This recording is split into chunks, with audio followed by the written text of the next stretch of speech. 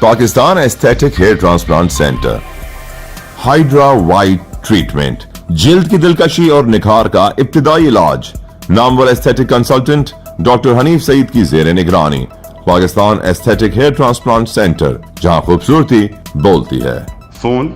0341 000 6060 0345 210 5338۔ السلام علیکم، live digital news میں خوش آمدید۔ آپ نے اب تک ہمارے چینل کو سبسکرائب نہیں کیا ہے تو صحت کی خبروں سے باخبر رہنے کے لیے سبسکرائب اور بیل آئیکن کو پریس کر کے لائک بھی ضرور کر دیں۔ السلام علیکم۔ صحت کی حالت حاضرہ کے حوالے سے خصوصی رپورٹ پیش خدمت ہے۔ اس پروگرام میں پاکستان کے مایہ ناز بین الاقوامی شہرت یافتہ ممتاز ماہر نفسیات پروفیسر ڈاکٹر محمد اقبال آفریدی کا انٹرویو سراج الدین امجدی نے لیا، جس میں پروفیسر ڈاکٹر محمد اقبال آفریدی نے ملک کی سماجی، سیاسی، معاشی صورتحال کے حوالے سے ذہنی صحت کے مریضوں کی بڑھتی ہوئی شرح پر گفتگو کرتے ہوئے ذہنی امراض کی ادویہ کی عدم فراہمی پر بھی زبردست انکشاف کیا ہے۔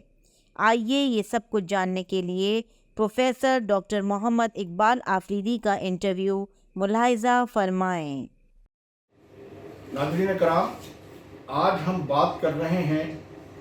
قومی اور بین الاقوامی شہرت یافتہ ممتاز ماہر نفسیات پروفیسر اقبال آفریدی صاحب سے کہ پاکستان کی جو موجودہ سیاسی، معاشی اور سماجی صورتحال ہے،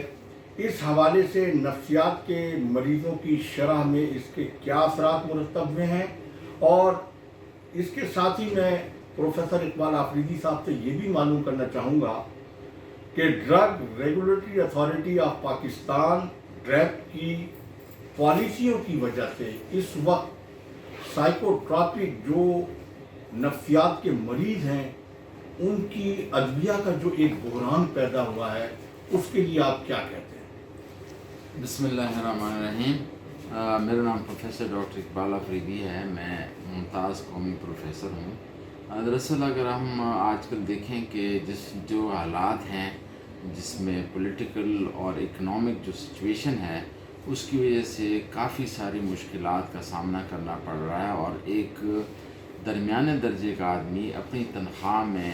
یہ جو مہنگی قسم کے بجلی کے بل یا دوسری چیزیں آ رہی ہیں گیس کی، اور ساتھ ساتھ